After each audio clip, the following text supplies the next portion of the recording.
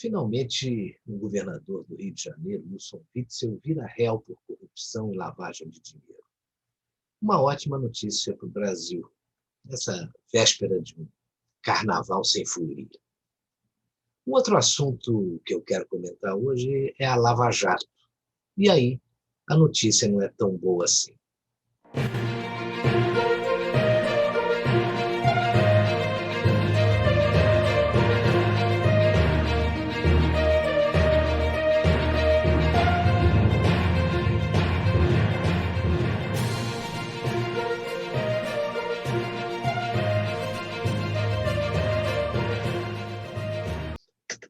Vamos começar falando do governador do Rio. A Corte Especial do Superior Tribunal de Justiça, STJ, aceitou a denúncia apresentada em 2020 pelo Ministério Público Federal contra o governador afastado do Rio de Janeiro, Wilson Witzel. Agora, ele vai responder como réu por 3 crimes: corrupção ativa, corrupção passiva e lavagem de dinheiro. Crimes impensáveis para serem atribuídos a um ex-juiz de direito. Witzel enganou bem. Chegou a ser esperança para a cidade que deixou de ser maravilhosa depois do que fez o ex-governador Sérgio Cabral. Witzel foi afastado do governo por ordem do Superior Tribunal de Justiça em agosto do ano passado. A pandemia da Covid-19 já estava em curso e ele foi fisgado aí por uma operação da Polícia Federal que investiga o desvio de dinheiro público na área da saúde. Começava aí a ser descoberto o Covidão do Rio de Janeiro, que ajudou a viabilizar o processo de impeachment do governador. Mas ele já tinha despertado algumas desconfianças aí relacionadas ao seu caráter. Isso aconteceu em vários episódios, e episódios que chamaram a atenção do público. O primeiro foi a declaração de guerra ao presidente Bolsonaro. Ora, a pessoa que se elegeu com o apoio do presidente e do seu filho, fazer de tudo para tentar prejudicar os dois, sempre soou meio esquisito. Suas interferências não muito republicanas nas investigações contra o filho do presidente e a sua agressividade contra Bolsonaro sempre chamaram atenção. Parece que no Rio de Janeiro tem uma mosca que pica políticos e eles começam a acreditar que podem se tornar presidentes da República. A mesma mosca que picou o Rodrigo Maia, picou o Witzel. Rodrigo Maia já picou a mula e Witzel vai para o mesmo caminho, e com o impeachment no seu currículo. Mas outras situações protagonizadas por ele o transformaram aí no governador mais ridículo do Brasil. O amor repentino pelo governador de São Paulo, João Dória, outro ex-bolsonarista, que até ficou parecendo que era o seu melhor amigo de infância. Você deve lembrar daquele episódio que ele desceu de um helicóptero na ponte Rio-Niterói, como se fosse um jogador vibrando com um gol para comemorar a morte de um assaltante. Depois, a humilhação de se ajoelhar na frente do jogador do Flamengo, Gabigol, na final da Libertadores, e ser literalmente ignorado por ele. E depois dando uma de bobo da corte durante o carnaval do ano passado, atrapalhando a evolução das escolas de samba. Ele fazia de tudo para aparecer. E se tudo der certo, como o impeachment e a sua condenação pelos crimes que parece que cometeu, ele vai desaparecer para o bem da população do estado do Rio de Janeiro. Ele está afastado do comando do governo do estado por determinação da justiça, que o proibiu até de morar no Palácio Guanabara, que é a sede do governo.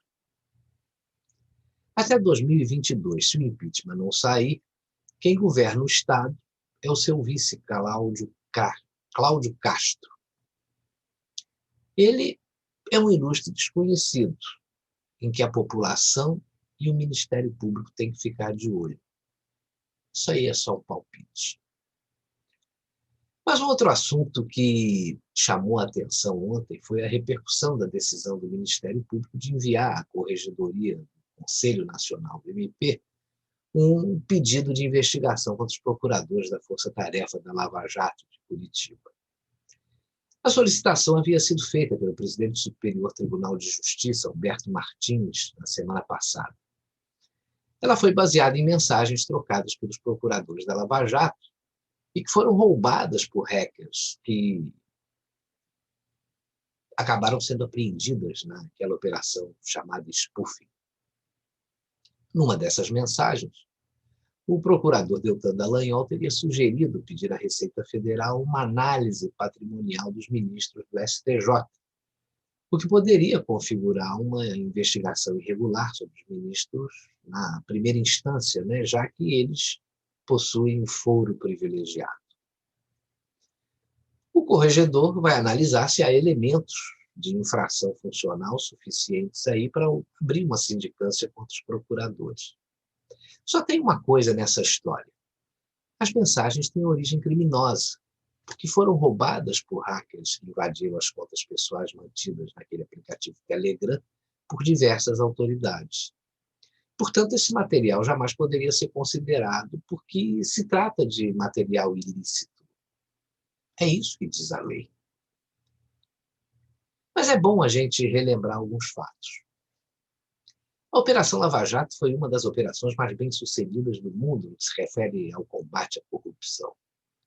Bilhões de reais foram recuperados e muita gente foi condenada com provas robustas. Os procuradores e o próprio juiz Sérgio Moro fizeram um trabalho louvável nesse particular. Isso aí ninguém discute.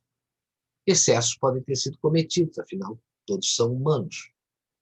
Algum deslize pode ter acontecido, mas não muda nada com relação à condenação do Lula, por exemplo. Instâncias superiores mantiveram a condenação e até aumentaram as penas. E tem uma outra coisa. Procuradores e juízes conversam constantemente. Se houve uma eventual irregularidade aí, ela precisa ser apurada porque ninguém está acima da lei. E, em tese, nem o STF, né? Ou melhor, nem os ministros do STF. Mas essa aí é uma outra história. Infelizmente, o que a gente está vendo é o aproveitamento de um eventual deslize por parte de algum ou alguns para tentar destruir a operação que mudou a cara do Brasil. E essa operação mudou tanto o Brasil que foi um ponto de inflexão. Colocou muitos poderosos na cadeia e ainda tem muitos para colocar. Para mim, o Moro e o Dallagnol deveriam responder não pelo que eles fizeram, mas pelo que eles deixaram de fazer. Houve uma seletividade dos alvos que, diga-se de passagem, de inocentes não tinham nada. Deixaram de cumprir suas obrigações com relação ao PSDB, por exemplo, e alguns de seus políticos, que acabaram sendo poupados de investigações. Mas a solução não é soltar o Lula e sim prender quem foi poupado por eles, por interesses que a gente ainda desconhece. A gente sabe que há muita inveja entre membros do Judiciário. Você imagina um ministro do Supremo vendo o protagonismo de jovens procuradores, né? Basta a gente relembrar aí algumas declarações do ministro Gilmar Mendes sobre eles. A maioria delas em tom pejorativo. Alguns dos nossos supremos ministros sempre torceram contra a Operação Lava Jato. Isso é público. Eu só não sei se por algum receio de que ela chegasse perto de alguém próximo deles ou de algum deles. Talvez por isso seja melhor liquidá-la, né? E esse precedente é perigoso, porque se anularem a condenação do ex-presidente Lula, isso vai poder abrir caminho para colocar nas ruas novamente aí uma legião de corruptos. Provavelmente, né? Porque as provas vão ser anuladas. E tirar corruptos da cadeia parece até que é a especialidade de alguns ministros do Supremo. O dilema é o seguinte: a Corregedoria do Ministério Público fez uma análise preliminar e apontou que as mensagens roubadas da Lava Jato podem significar uma eventual violação de deveres legais e até de condutas ilícitas. Mas se as mensagens aí, como disse o corregedor, foram roubadas, elas não podem ser usadas como prova. Se isso vale para qualquer situação, tem que valer nesse caso também. Que promovam investigações, mas jamais baseadas nessas provas roubadas, que podem até ter sido manipuladas, isso a gente não sabe. A questão é que são provas ilícitas. Mas o que você pode esperar da justiça de um país que solta chefe de facção, solta Lula, Zé Dirceu, prende o jornalista Oswaldo Eustáquio sem o devido processo legal? Uma justiça que nem processo move contra a deputada Joyce Hasselmann, que confessou ter criado CPFs para perfis falsos nas redes sociais, e que se associou ao Luciano Ayan, um disseminador aí de fake news já comprovadas, para abastecer um inquérito ilegal aberto pelo ministro Dias Toffoli e tocado pelo ministro Alexandre de Moraes. A ditadura da toga ainda impera no país.